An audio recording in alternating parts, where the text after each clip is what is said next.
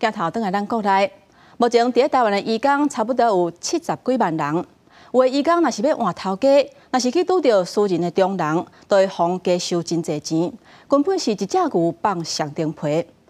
昨昏有民间团体带100外个移工，扮作是魔神仔，去台北车头游行，要求爱甲私人中人的这个制度废掉。也劳动部回应讲，会加强公家的就业服务。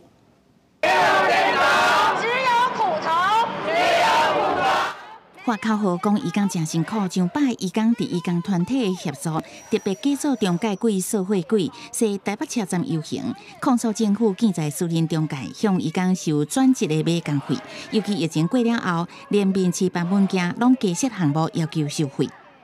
他们今天的扮成鬼，然后集结在这里，他们想要跟各位表达的是，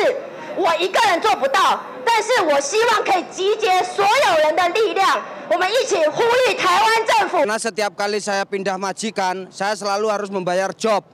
dan bayar job itu selalu sangat tinggi sekali, 75.000 NT dolar, sangat berat sekali, 10.000 aja berat, apalagi 75.000 NT dolar. 有移工表示，大概转换雇主拢会互人收真悬的费用，负担真重，都那亲像互中介社会共款，要求废除私人中介制度。移工团体嘛批评公立的就服站欠缺通译人员在场服务，完全无发挥实质媒合的功能。 也会持续的把各地的公立就业服务中心在办理移工转换的业务，要把它4国语言化，让移工去现场的话，也可以很容易的看到这些文件跟标识，就能够来办理。